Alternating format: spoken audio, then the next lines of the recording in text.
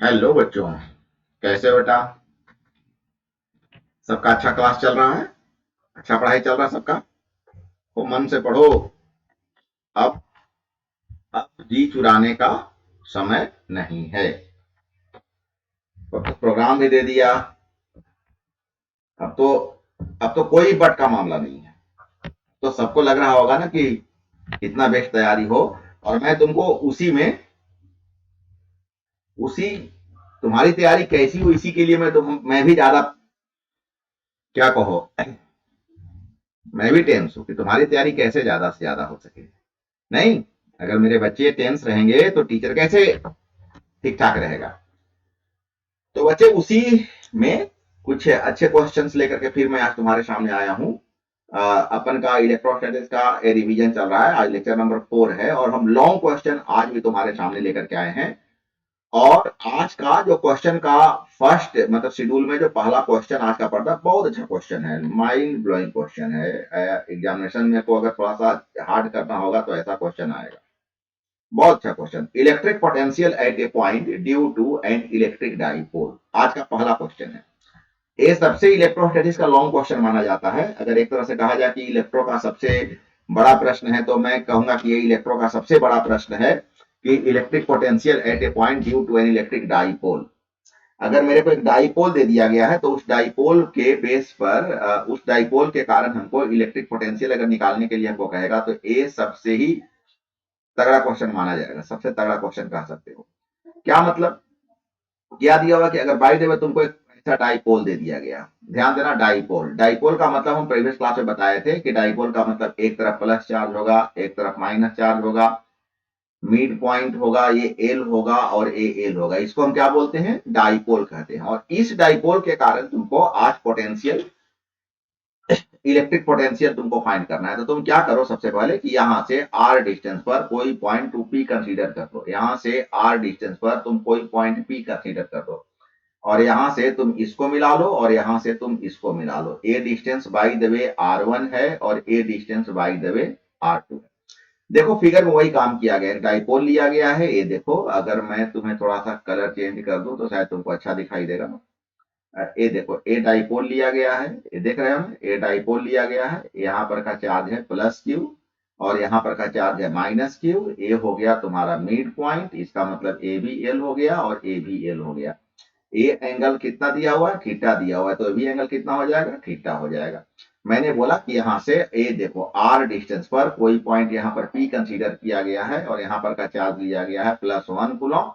यहाँ पर का चार्ज बोले +1 कूलम लिया गया है और यहाँ पर टोटल पोटेंशियल बाई द वे भी लिया गया है। ए पॉइंट पर का है तो पोटेंशियल भी है, इसको पॉइंट ए और इसको पॉइंट बी माना गया है। यहाँ पर का पोटेंशियल भी। तो जब हम रिजल्टेंट पोटेंशियल फाइंड करेंगे तो हम लिखेंगे V is equal to VA plus VB। इसका मतलब आज का अपन का टारगेट है कि हम कहीं से VA निकाले, कहीं से VB निकाले और दोनों को निकाल करके, ए VA और VB दोनों को निकाल करके और हम लोग यहाँ पर इस जगह पर इस वैल्यू को रख करके और हम लोग ऐड कर देंगे तो अपन का टोटल पोटेंशियल हम लोग को यहाँ पर पता चल जाएगा। अब थोड़ा इसमें एक्स्ट्रा कंस्ट्रक्शन करना है। कंस्ट्रक्शन क्या करना है कि इसको थोड़ा आगे तक बढ़ाना है। अरे यार एक मिनट यार, टेढ़ा हो गया।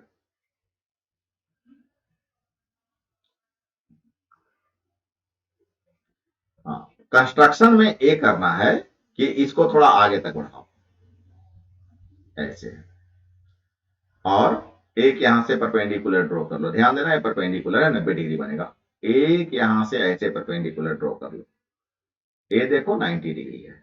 क्या बोले, समझ में आ रहा है? पक्का समझ में आया है? कोई दिक्कत नहीं ना है? चलो, तुम्हारे फिगर के मुताबिक इसको एम लिया गया है और इसको एन लिया गया है। ए लाइन कुछ नहीं है, ध्यान देना, ए लाइन कुछ नहीं है। तो हम उम्मीद करें कि तुम लोग को आप ए फिगर और ए फिगर दोनों मर्ज करके आप लोग को फिगर समझ में आ गया है। पक्का? कोई दिक्कत नहीं? बहुत अच्छा। हमने यही बात यहाँ पर लिखा है कि एक हमने डाइपोल लिया है, उसका ए पर का चार्ज प्लस क्यू है, बी पर का चार्ज माइनस क्यू है। प्लस क्यू पर का पोटेंशियल, चूंकि वो ए पॉइंट है तो वहां पर का पोटेंशियल मैंने वी ए माना। माइनस क्यू पर का जो पोटेंशियल, यहाँ वी ए तुम ऐसे लिख लेना, वी और उसके नीचे ए। उसी प्रकार से वी भी तुम ऐसे लिखना, वी और उसके नीचे बी। पॉइंट बी पर का potential V B, total potential को अगर हम वी मान ले तो क्या हम कहें कि V is equal to V A plus V B, equation 1। हम तुमको बोले कि तुम थोड़ा कंस्ट्रक्शन कर लो, ए और बी को पी से मिला लो, एक यहाँ पर A N perpendicular O P कर लो, B M perpendicular O M कर लो। ये बात हम तुमको अभी बताए, एक डिस्टेंस r1 है, एक डिस्टेंस r2 है। तो सबसे पहले हमको बताओ कि पी पॉइंट पर पोटेंशियल क्या होगा। तो पोटेंशियल इज इक्वल टू होता minus E into D R, previous class में बता चुके हैं, बताए थे formula, DV is equal to minus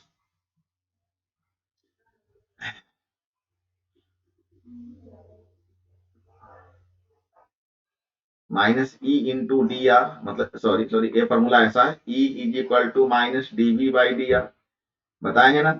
electric field intensity और पोटेंशियल ग्रेडियंट, इनके बीच में relation, E is equal to minus DV by D R, cross multiplication कर लेंगे तो DV is equal to minus C into D R. लेकिन ये तो स्मॉल पोटेंशियल है, हमको टोटल पोटेंशियल निकालना है, तो हम ए पॉइंट पर गौर करना, ए पॉइंट पर निकालेंगे, ए पॉइंट पर निकालेंगे तो इन्फिनिटी से लेकर के R1 तक, ए पॉइंट पर, यहाँ सॉरी, ये देखो यहाँ पर क्या है, ए इन्फिनिटी है, और यहाँ पर क्या है, यहाँ पर R1, तो इन्फिनिटी से लेकर के R1 तक, इन्फिनिटी से लेकर के R1 तक हम इसको इंटीग्रेट कर देंगे। बच्चा ध्यान देना, माइनस ई इंटू आर, जब हम पहला ए निकाल रहे हैं, ए पर निकाल रहे हैं तो इसको ई को E1 लेंगे, ए वाले ई को E1 लेंगे, ए डी आर को DR1 लेंगे, और हम इंटीग्रेट कहां से कहां तक करेंगे, अगर ये लिमिट ऑफ इंटीग्रेशन जब देंगे तो इंटीग्रेट इन्फिनिटी से लेकर के R1 तक करेंगे, इन्फिनिटी से लेकर के R1 तक करेंगे। ये माइनस साइन जैसा है वैसा जो कहते हैं छोड़ देंगे।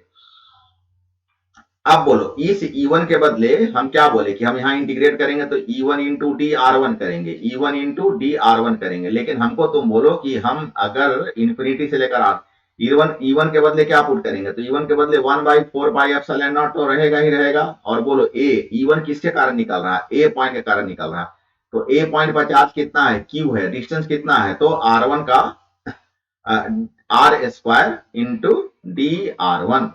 क्या बोले बच्चा, समझ में आ रहा है ना, पक्का समझ में आ रहा है ना। अब चूंकि तुम ए पर निकाल रहे हो तो इन्फिनिटी से R1 लेना, वही जब तुम बी पर जाओगे तो इन्फिनिटी से R2 ले लेना, इन्फिनिटी से R2 ले लेना।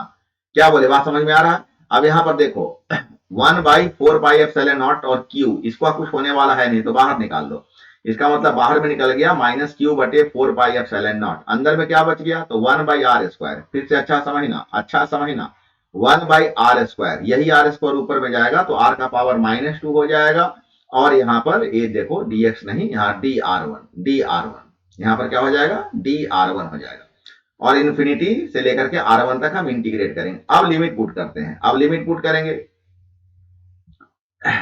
तो लिमिट पुट करेंगे तो r के बदले ऐसा करो, यहाँ पर थोड़ा सा मिस्टेक मान सकते हो, ये मिस्टेक एक तरह से कहो कि मान सकते हो। मैं यहाँ पर ऐसा कर देता हूं, इसको कर दो माइनस, यहाँ minus Q by 4 pi epsilon naught को बाहर निकाल लो, राइट, पक्का राइट। अंदर में क्या बच गया, अंदर में बच गया इन्फिनिटी से लेकर के, नहीं नहीं गलत नहीं है, ठीक है, यहाँ पर इंटीग्रेट हम कर दिए हैं, चलो चलो गलत नहीं है, उसको तुम रख सकते हो, आराम से रख लेना, नोट्स पे रख लेना, कहीं कोई दिक्कत नहीं है, कहीं कोई दिक्कत नहीं है, रख लेना। खाली यहाँ पर क्या है कि यहाँ पर R1 कर लेना, बाकी सब ठीक है। तो इन्फिनिटी से लेकर के R1 तक रखना, R के नीचे में R स्क्वायर है तो ऊपर में जाएगा तो -2 हो जाएगा, और dr1।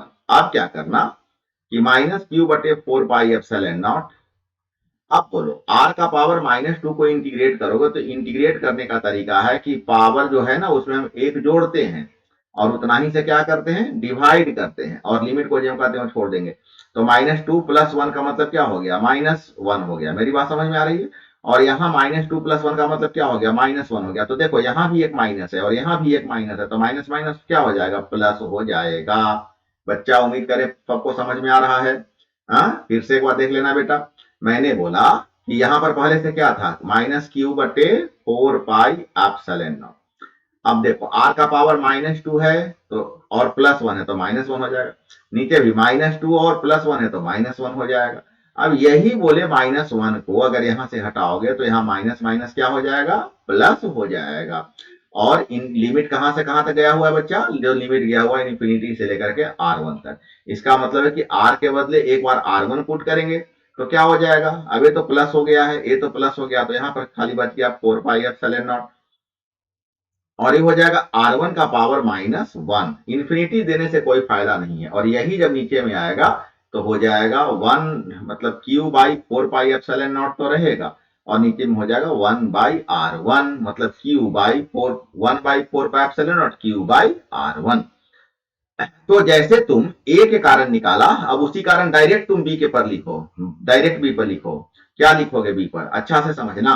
देखो 1/4πε0 अगर यहां पर है तो 1/4πε0 यहां पर भी रहेगा। अगर ए के कारण निकाला तो एक पर का चार्ज कितना था, +Q था, तो बी पर का चार्ज कितना है, -Q है। तो यहां पर अगर तुम -Q पुट करोगे, यहां पर ये देखो ये माइनस है और Q है, अगर तुम -Q पुट करोगे तो माइनस को बाहर निकाल लो, Q को यहां रख लो, और यहां पर क्या है, R1 है, तो यहां पर क्या हो जाएगा, R2 हो जाएगा।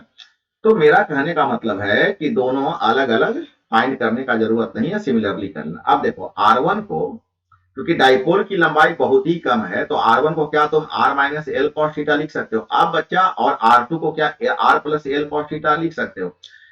मैं अगर पूरे क्वेश्चन में सबसे कोई अगर बच्चों को समझने के लिए हार्ड पॉइंट है तो यही होता है। अगर ये दोनों, और जिन बच्चों को ज्यादा समझ में नहीं आ रहा होगा वो इसको क्या करेंगे, थोड़ा ध्यान में रख लेंगे कि R1 का वैल्यू R-L cos थीटा, याद हो गया, R1 = R-L cos theta, R-L cos theta, R2 = R+L cos theta.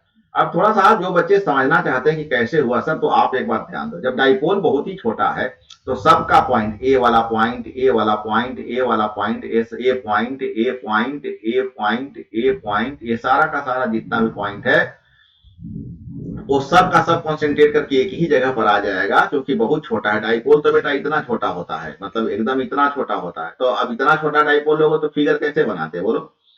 तो डाइपोल अगर बहुत ही छोटा है तो सारा एक पॉइंट पर सिमट जाएगा, और जब एक पॉइंट पर सिमट जाएगा तो तुम अपने जरूरत के मुताबिक अब जैसे चाहो ले सकते हो। जैसे हम ले रहे हैं कि ये जो R1 है वो R के बराबर है, मतलब R नहीं कहो, R तो पूरा हो जाएगा ना, वो इसके बराबर है, इसके बराबर है। तो इसको तुम क्या कह सकते हो बोलो, इसको तुम कह सकते हो OP माइनस ON, क्या कह सकते हो। R को मतलब R1 किसके बराबर हो रहा है, तो OP, देखो R1 किसके बराबर हो रहा है, तो PN के बराबर हो रहा है। लेकिन PN को हम क्या लिखेंगे, OP माइनस ON। और बोलो OP का मान कितना है, L, और ON का मान कितना निकलेगा, तो अगर ये 90 डिग्री है तो ये H हो गया, और ये अगर थीटा है तो ये P हो गया। सही बात है ना, कोण के सामने के भुजा को P कहते हैं। तो अगर हम कॉस ले लेंगे तो हो जाएगा B/H, मतलब अगर यहां पर तुम यूज कर लो कि कॉस थीटा, तो B का मतलब हो गया,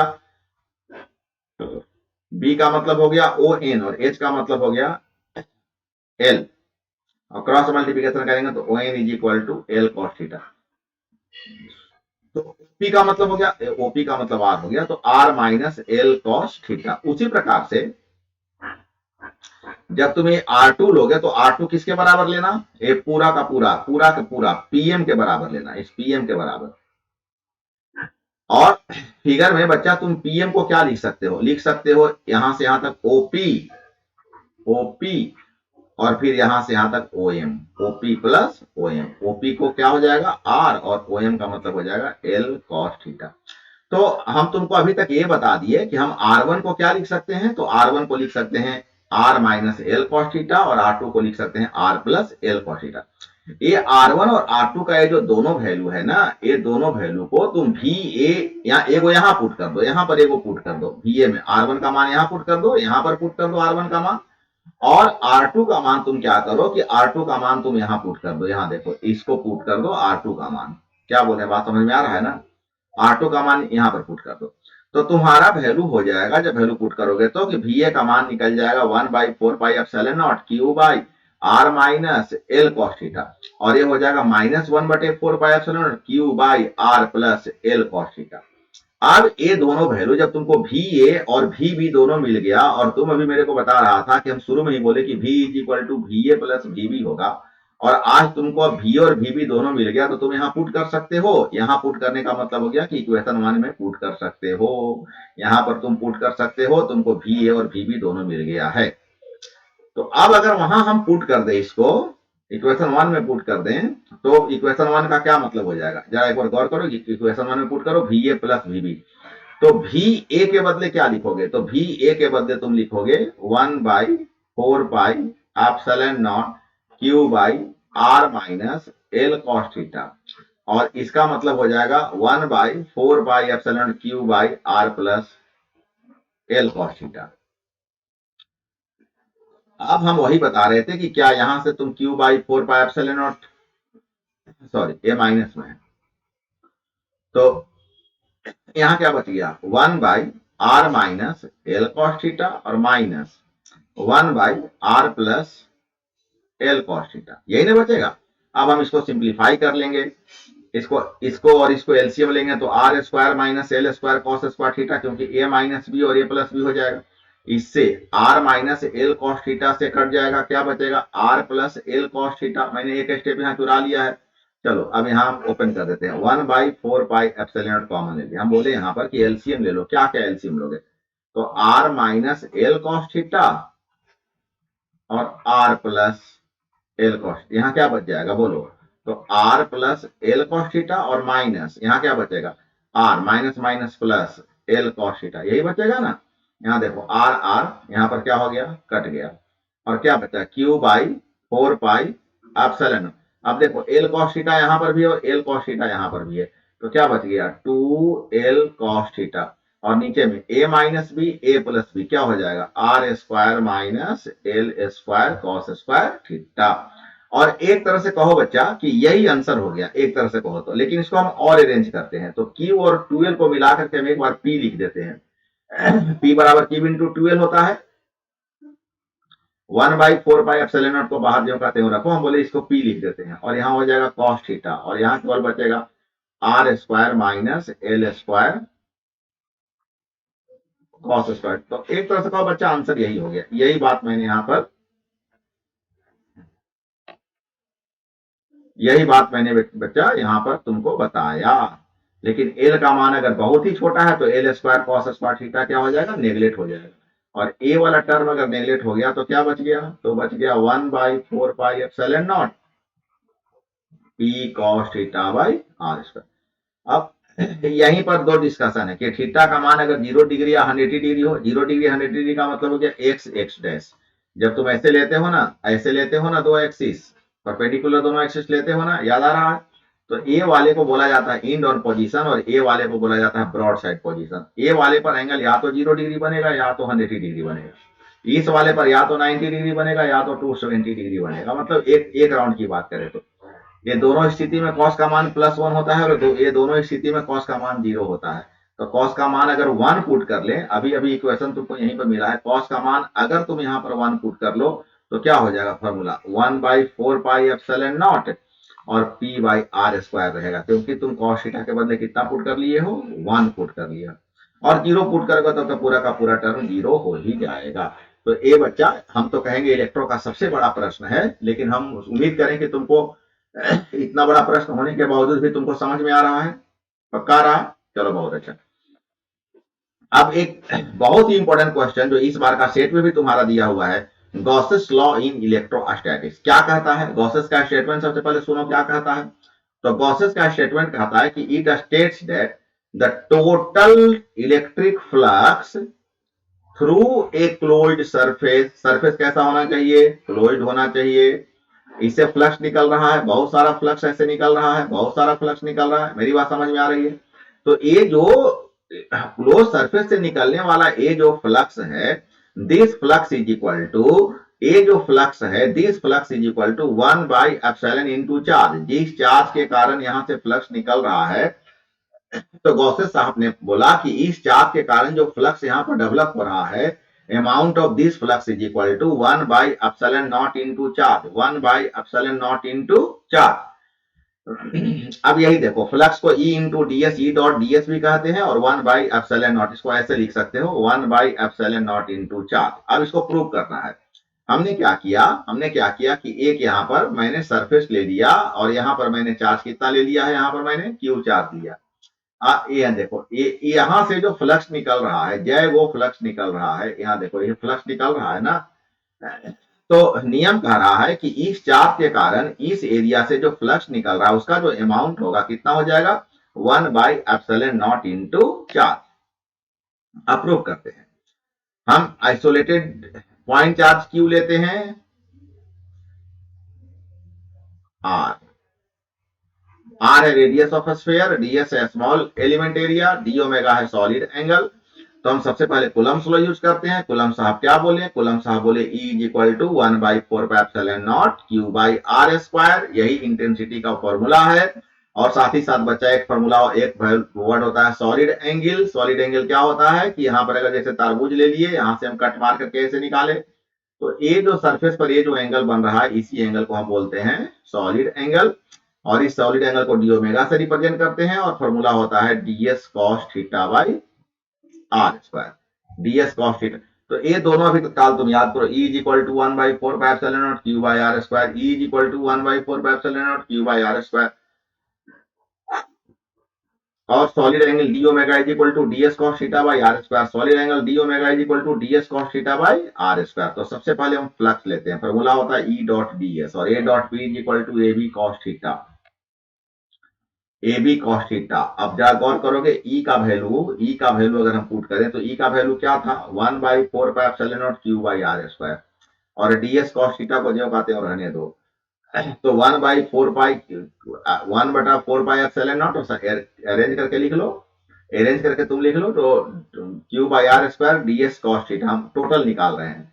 अब ऐसा करते हैं कि Q/4πε0 एक ds cos θ, ds cos θ।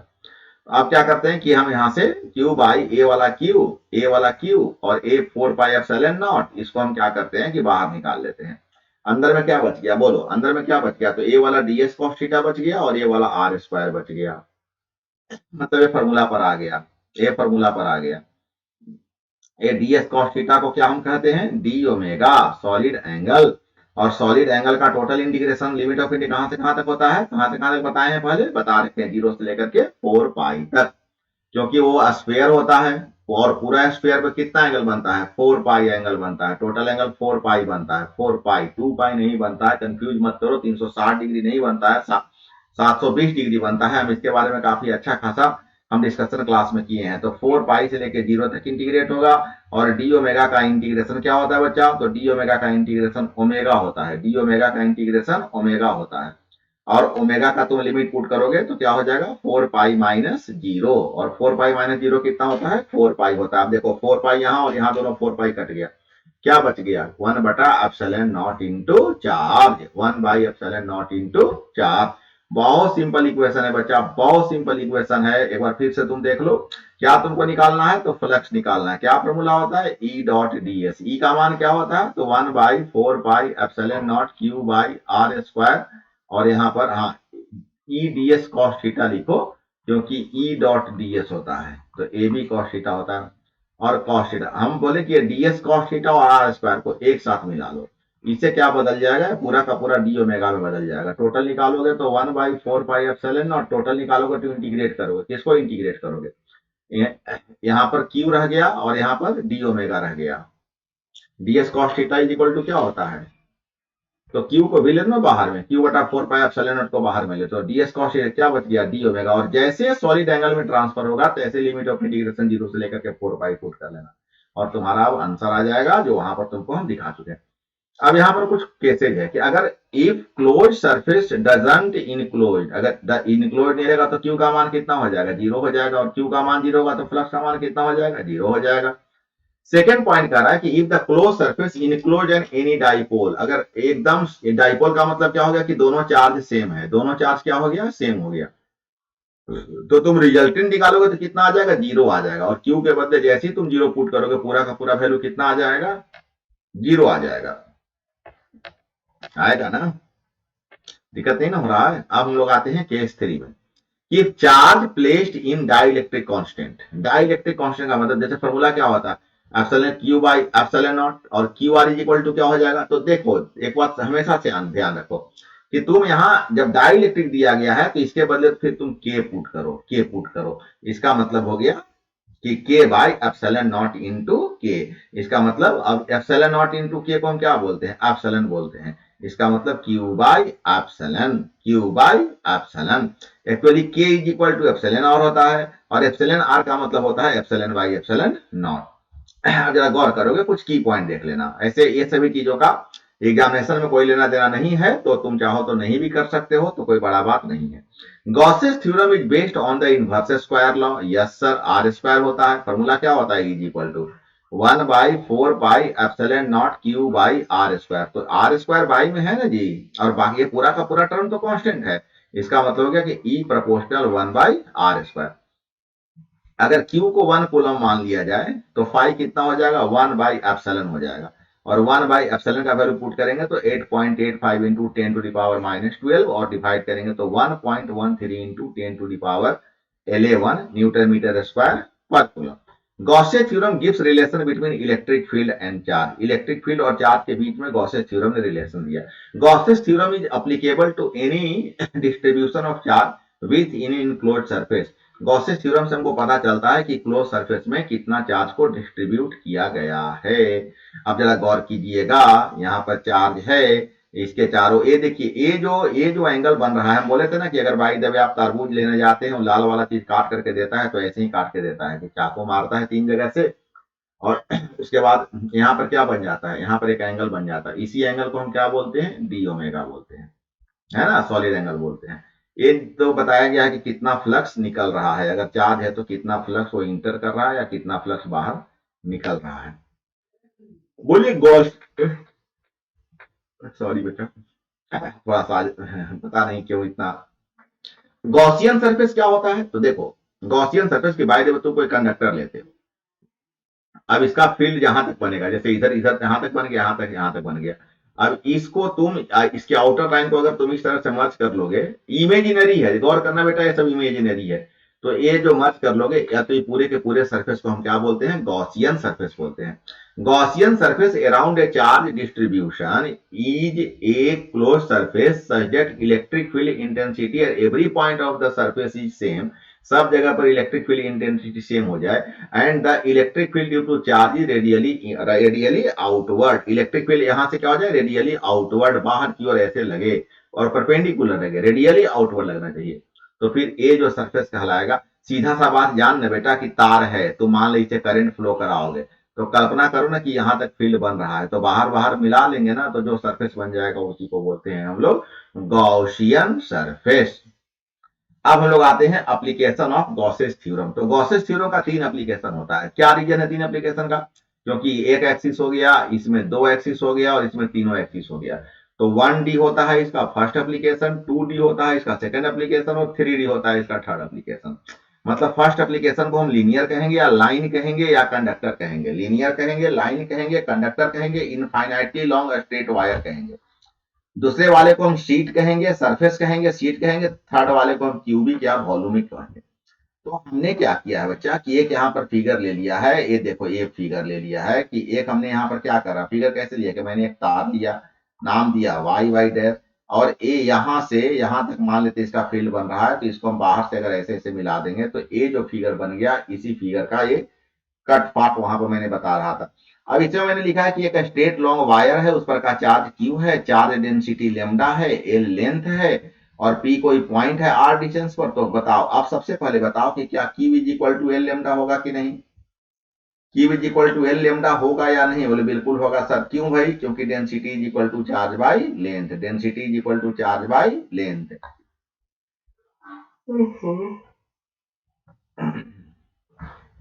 अभी यहां पर एक इमेजिनरी सिलेंडर है, इमेजिनरी सिलेंडर मैंने बनाया। अब इस इमेजिनरी सिलेंडर का सबसे पहले बोलो फ्लक्स कितना होगा।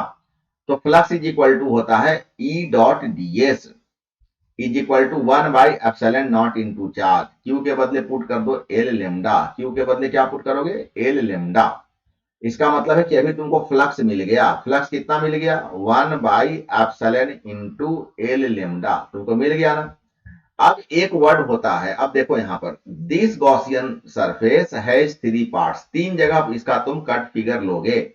3 जगह कट फिगर लेने से क्या होता है कि पता चल जाएगा कि कितना यूनिफॉर्म है। तो हमने एक यहां पर लिया, हम एक बार क्या करेंगे, बीच में कहीं पर ले लेंगे, और एक बार हम क्या कर लेंगे, इसके बॉटम में ले लेंगे, और तीनों को अगर ऐड कर देंगे तो हमको टोटल फ्लक्स वहां पर मिल जाएगा।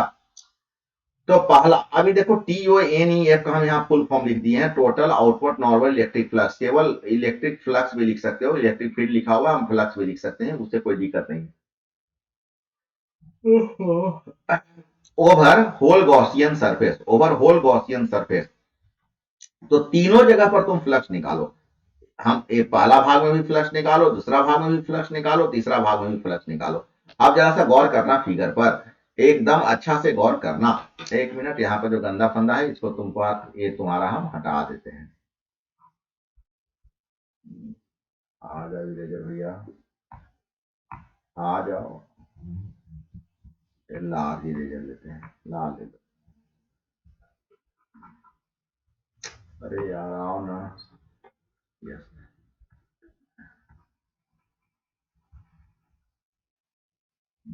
कुछ प्रॉब्लम हो रहा है यार।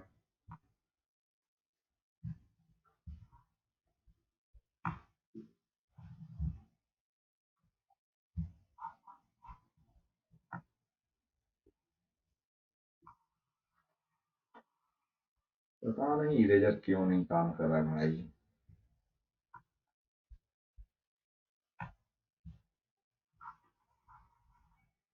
नहीं कर सकते भाई, छोड़ो।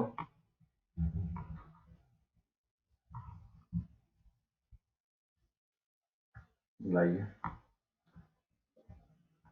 हाँ, तो यहाँ पर हमने क्या किया कि इसको साफ कर लिया। अब तुम थोड़ा सा ध्यान देना।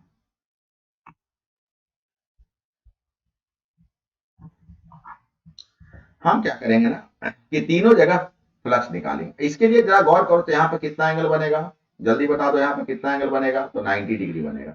तो यहाँ पर अगर 90 डिग्री बनेगा, देखो ना इलेक्ट्रिक फील्ड ऐसे बन रहा है और लाइन ऐसे है, तो क्या होता है formula? E D S cos कै डिग्री 90 डिग्री, तो पूरा का पूरा कितना हो गया? जीरो। उसी प्रकार से यहाँ पर भी 90 डिग्री बनेगा, जीरो। तो जो भी बनने वाला है यहीं पर बनने वाला है, E D S cos theta, theta का मान 0 डिग्री।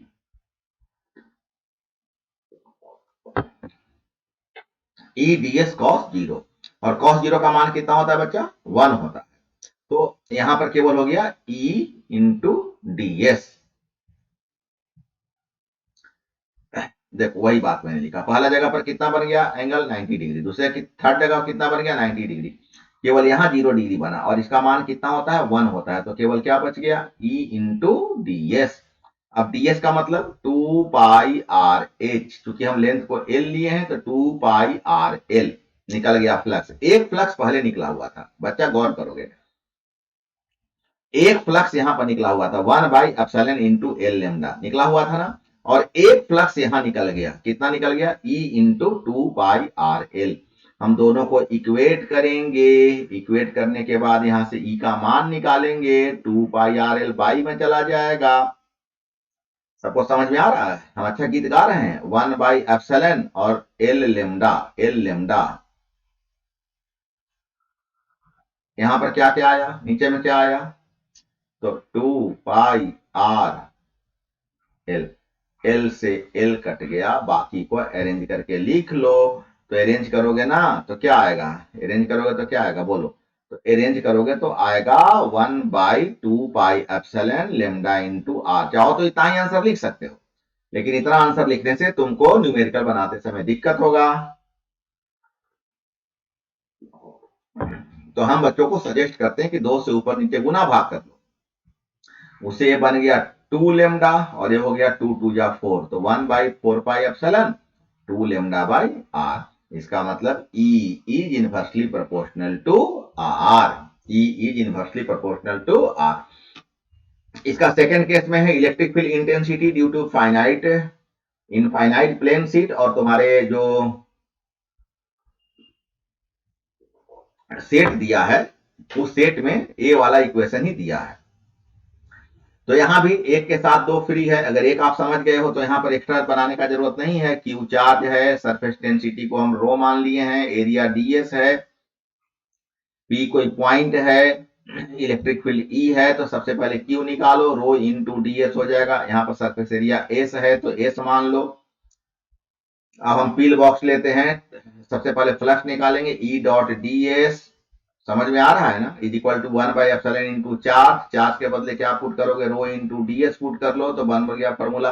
क्या बन गया कि फ्लक्स इज इक्वल टू क्या तुम्हारा आ रहा है? 1/एप्सिलॉन into rho D S, equation 1। एक इक्वेशन तुम्हारा ए आ गया।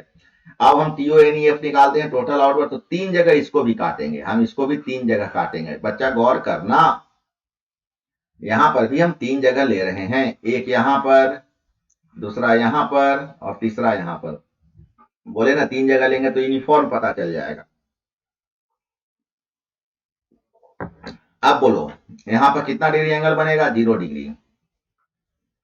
यहां पर देखो एक ये सरफेस ऐसे और फील्ड ऐसे, इसका मतलब यहां एंगल कितना बनेगा, तो 90 डिग्री। यहां भी एंगल कितना बनेगा, 0 डिग्री। बस यही तो तुमको समझने का जरूरत है, बाकी तो तुम्हारा एकदम लॉलीपॉप हो जाता है। तो जब तुम तीनों जगह निकालोगे, तीनों जगह, एक फर्स्ट निकालोगे, एक सेकंड निकालोगे, एक थर्ड निकालोगे, तो फर्स्ट में 0 डिग्री बन रहा है, सेकंड में 90 डिग्री बन रहा था, थर्ड में 0 डिग्री बन रहा था। फिर से एक बार देख लो, फिगर फिर से देख लो। यहाँ देखो ये पहला था 0 डिग्री, यहाँ देखो दूसरा है 90 डिग्री, और यहाँ देखो तीसरा है 0 डिग्री। तो ये तीनों जगह पर हम लोग निकाल लिए। cos 0 का मान 1 होता है, तो ये भी 1 हो गया, ये भी 1 हो गया, ये दोनों 1 हो गया, और cos 90 का मान लड्डू हो गया, तो ये तो गया। तो यहां बचा EDS 0, EDS इसका मतलब 2EDS, ई को बाहर निकालो, DS, DS का इंटीग्रेशन S, इसका मतलब हो गया कि निकल गया 2ES। गौर करोगे बच्चा, यहां पर इक्वेशन 1 था 1/ε इंटू रो एस, और यहां पर निकल गया 2ES। वहां पर क्या था, वहां पर क्या था, तो 1/ε इंटू रो एस, और यहां पर क्या है 2ES। तो यहां क्या कटेगा, S कट गया। अब यहां से तुमको E का मान निकालना है, तो ऐसा करो कि 2 को बाई में ला लो, तो बच गया एप्सिलॉन रो बाई 2 एप्सिलॉन। और बच्चा यही तुम्हारा दिया हुआ है इंपॉर्टेंस, अगर अभी हम बोले तो यही तुम्हारा दिया हुआ है सेट में। तो सेट में अगर दिया हुआ है तो क्वेश्चन के इंपोर्टेंसी को समझना और अच्छा से इसको करने का प्रयास करना। उम्मीद करें बच्चा समझ में आ गया, पक्का समझ में आ गया, कोई दिक्कत नहीं है ना, बहुत अच्छा। अब हम लोग आते हैं थर्ड में, स्फेरिकल सेल में। ये क्वेश्चन नहीं है, 4 क्वेश्चन है इसमें। गॉसेस खुद एक क्वेश्चन हो गया, 3 एप्लीकेशन 3 क्वेश्चन। तो अब हम लोग सेल में आ रहे हैं। तो सेल में electric field intensity due to a uniform charge thin spherical cell.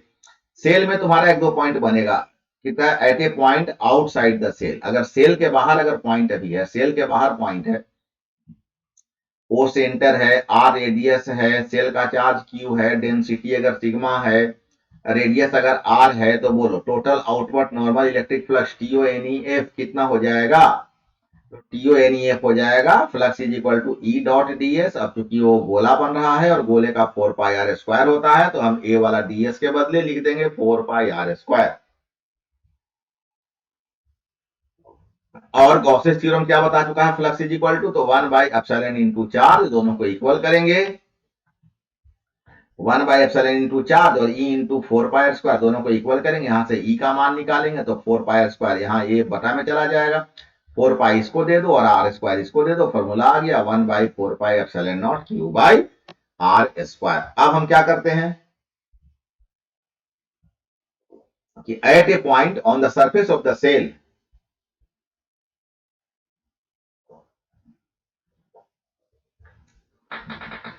Sorry बच्चे बहुत नींद सा आ रहा था, तो नींद तोड़ने का ये गर्म गर्म दूध पी लिए, नींद टूट गया। कहता है कि at a point on the surface of the shell, shell के सरफेस पर, तो जैसे ही सरफेस पर आएगा, जैसे पहले क्या था, पहले देखो यहां पर था, तो यहां पर, यहां तक का टोटल डिस्टेंस कितना है, आर है।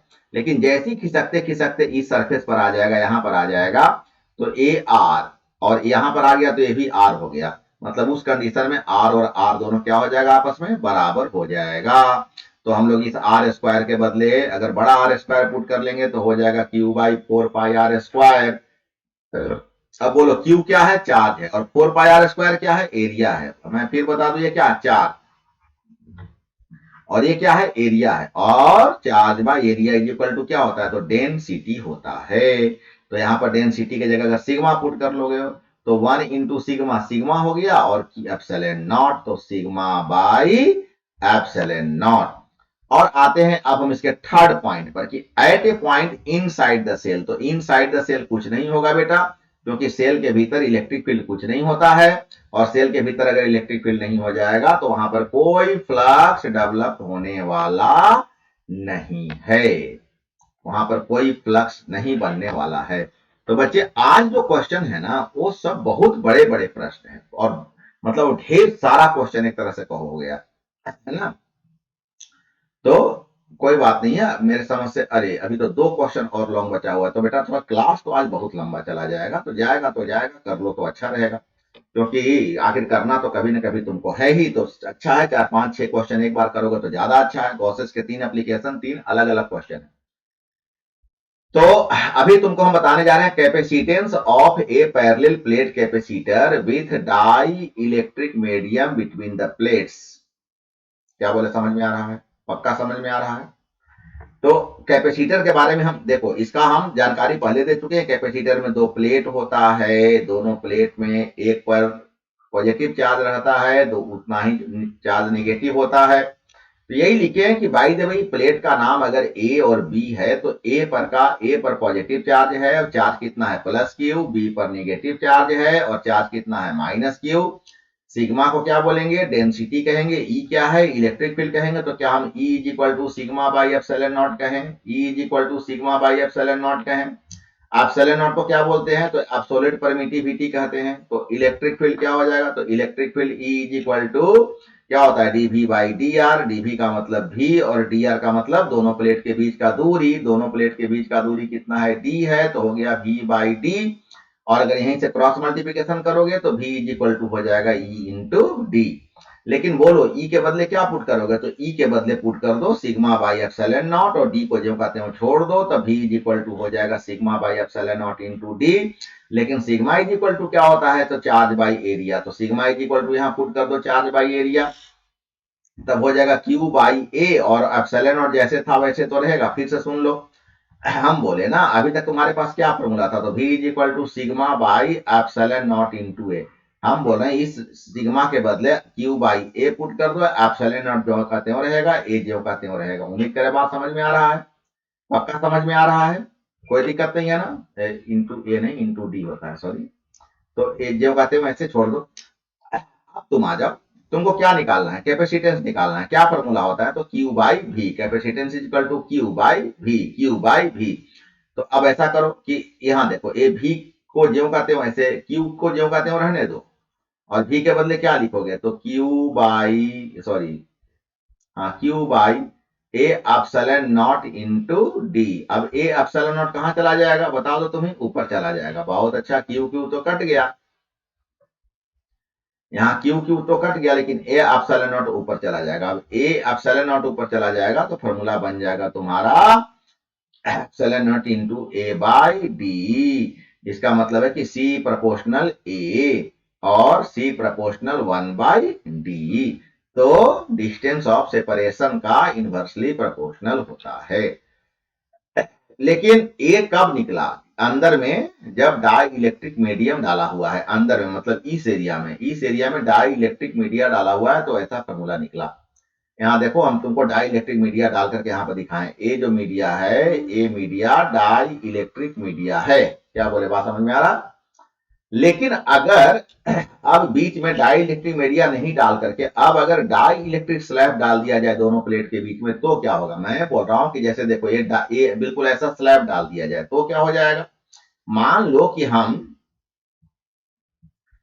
टी मोटाई का स्लैब डाल दिए हैं, टी मोटाई का स्लैब डाल दिया, और पूरा का पूरा यहां से यहां तक का डिस्टेंस कितना है, डी है। तो इसका मतलब है कि शेष हिस्सा कितना बच गया, तो शेष हिस्सा जिसमें चार्ज स्टोर होगा तो डी माइनस टी शेष हिस्सा बच गया। अब देखना यही बात हमने लिखा है। अब C naught is equal to capacitor is equal to epsilon not into A by D. A क्या है, ए है एरिया, डी क्या है, डी है दो प्लेट के बीच का डिस्टेंस। अब अगर हम टी मोटाई का यही बात टी मोटाई का इंट्रोड्यूस कर दें अंदर में, अगर हम डाल दें प्लेट्स के बीच में, तो अब शेष हिस्सा कितना बच गया इलेक्ट्रिक फील्ड के लिए, तो डी माइनस टी बच गया। और मान लेते हैं कि इलेक्ट्रिक फील्ड ई नोट है, तो फॉर्मूला क्या हो जाएगा, V is equal to E nought into D minus T, E nought into D minus T. होगा ना, यही ना बचेगा। क्या होता है v इज इक्वल टू होता है ई इंटू डी आर। ई कितना है तो ई है ई नॉट, और डी आर का मतलब बोलो कितना एरिया, जगह कितना बच गया तो डी माइनस टी बच गया। लेकिन E nought is equal to या E is equal to sigma by epsilon nought, Gauss's साहब यही बता चुके हैं, सही बात है ना। तो v is equal to sigma by epsilon not into A by A sorry D minus T, यही ना होगा। मान लो कि अब Q चार्ज अगर है तो क्या हो जाएगा, sigma is equal to Q by A, Q by Q का मतलब सॉरी इस वैल्यू को, वेरी सॉरी, इस वैल्यू को, इस सिग्मा का वैल्यू को तुम क्या करो, क्या करो यहां पुट कर दो। तो क्या हो जाएगा, यहां पुट करोगे तो सिग्मा के बदले क्यू बाई ए तो रहेगा, एप्सिलॉन नॉट नीचे में है जैसा रहेगा, ऊपर में डी माइनस टी जैसा है वैसा रहेगा। उम्मीद कर समझ में आ रहा। और इक्वेशन तुम्हारा ऐसा हो जाएगा। लेकिन ये क्या निकल जाएगा, इससे निकल जाएगा भी, लेकिन हमको भी नहीं निकालना, हमको तो सी निकालना है। और फॉर्मूला होता है C is equal to Q by A, C is equal to Q by A. Q का मतलब क्या हो गया, बोलो क्यू का मतलब क्या हो गया, दोनों वैल्यू पुट करो और तुम्हारा क्यू को रहने दो C is equal to Q by A, नहीं very sorry, Q by V, Q by V, C is equal to Q by V. अब ऐसा करो, क्यू को जो का त्यों रहने दो और v का वैल्यू यहां से पुट कर दो। क्या पुट करोगे तो v के बदले पुट करोगे कि q लिखोगे, d माइनस टी लिखोगे, और बाई एप्सिलॉन नॉट इंटू ए ऊपर चला जाएगा, एप्सिलॉन नॉट इंटू ए ऊपर चला जाएगा। अब यहां से तुम्हारा क्या हो जाएगा ना कि क्यू क्यू कट जाएगा, मतलब तुम्हारा बचेगा epsilon not into A by D minus T. ऐसा कोई बहुत ही टेढ़ा मेढ़ा फॉर्मूला नहीं है, और ये हम लोग को आसानी से, यहाँ देखो epsilon not into A by D minus T. अब ए क्या निकल गया, सी निकल गया। तुमको क्या निकालना है, सी बाई सी नॉट निकालना है। क्यों निकालना है, कंपेयर करके देखना है कि कौन बड़ा है कौन छोटा है। बोलो सी का वैल्यू, तो अभी एक क्वेश्चन पहले पढ़ाए हैं सी का वैल्यू, और सी नॉट का वैल्यू वहां पर क्या पढ़ाए थे, तो epsilon not into A by D. अभी क्या पढ़ाए, epsilon not into A by D minus T. Epsilon not cut जाएगा बेटा, और डी माइनस टी ऊपर जंप करेगा तो हो जाएगा D minus T by D. इसका मतलब one minus T by D, यही हो जाएगा, है ना बात सही। यही बात बताएं कि C is equal to C naught into C naught by one minus T by D. इसका मतलब हो रहा है कि सी डैश से सी नॉट से बड़ा हो रहा है। सी क्या है, सी नॉट से बड़ा है। अब एक क्वेश्चन और तुमको बताना है बच्चा, आज थोड़ा ज्यादा हो गया सॉरी, लेकिन कोई उपाय अपन पास नहीं था, जितना अब एक क्वेश्चन बचा के रखने से कोई फायदा नहीं था।